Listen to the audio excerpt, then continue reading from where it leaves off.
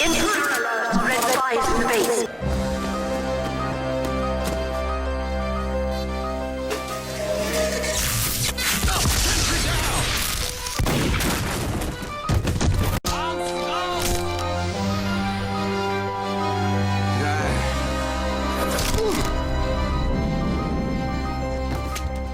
Hi, this is Lab for a new TF2 video.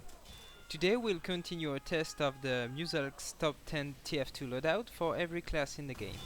As you might have already guessed, today's episode is going to be about the most badass French character in a video game, l'espion. The spy.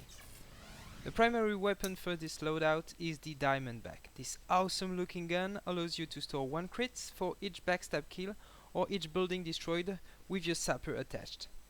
This also includes buildings which are destroyed by teammates while your sapper is on it. The secondary weapon is the default knife, because at the end of the day this is one of the most consistent meta weapons for the spy.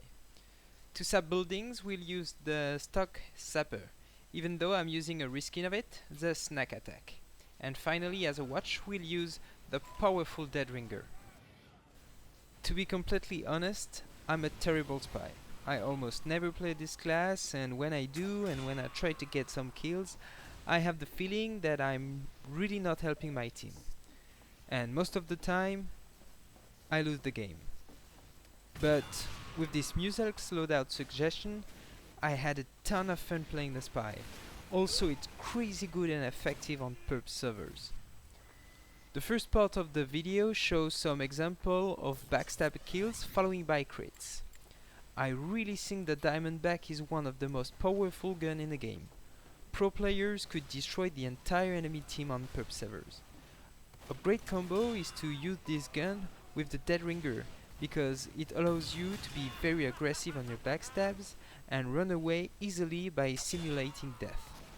It takes a little bit to get used to this watch, but this is an item that makes a good spy player so hard to kill on servers.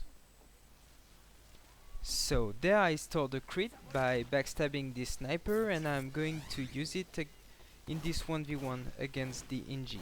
And boom! 102 HP. This is an insane amount of damage that you can do. And also it will surprise your opponent, because for people an unclocked spy facing you is weak, which is completely wrong. Just use your gun and kill this fool, or if you don't have any crit stored, use your dead ringer to escape this shitty situation and maybe come back later for the backstab. But we will talk about it a bit later.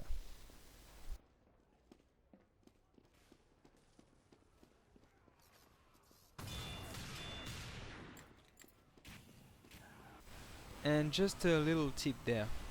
Try to unclock as much as possible in a safe spot where you shouldn't be seen. Also, to disguise yourself quicker, press B to use the last disguise you've used, or press 4 twice to become a demo man.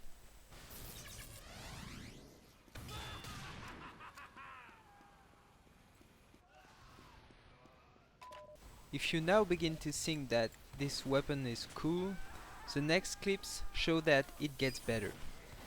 It also works by sapping buildings. Yes, destroyed buildings with one of your sappers on it will give you a crit that you can use when you want. No rush to aim your shot. As I've already told, if you have placed a sapper on a building which gets destroyed by another player of your team, you'll get reward with a crit. You can sap several buildings, combine with few backstab kills, and store more crits than enough to be a serious threat to the other team. And remember that with your dead ringer, you should be very hard to kill.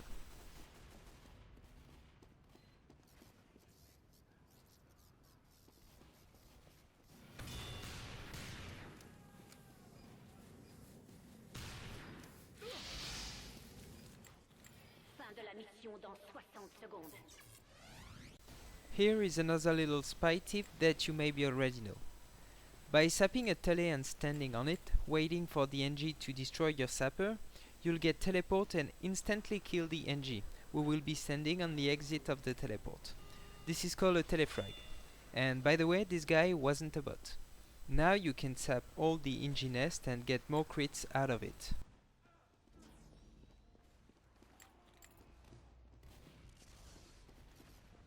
Tip number 2. By backstabbing an NG who is moving his sentry, you'll get reward with the kill, so 2 points for the backstab, plus 1 destruction point. The next few clips show that you shouldn't underestimate the power of your primary weapon as a spy. Even without the critical hit damage, it only takes few shots, 3 to be precise, to deal something like 120 HP, which means killing a low heavy, or a full life scout, or a sniper. It can also destroy a WM1 Pyro if you know how to walk backward while shooting at him.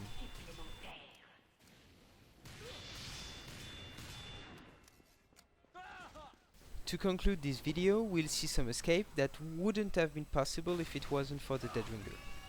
Make sure your watch is ready to use before getting aggressive, and when you've used it, always try to mislead your opponent to stay alive and fight another day.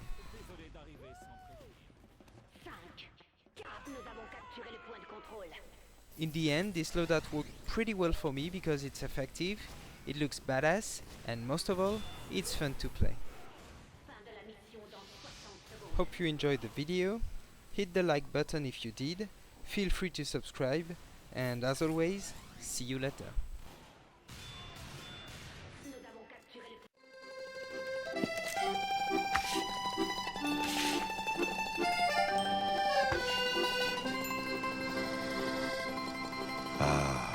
Ma petite chou-fleur.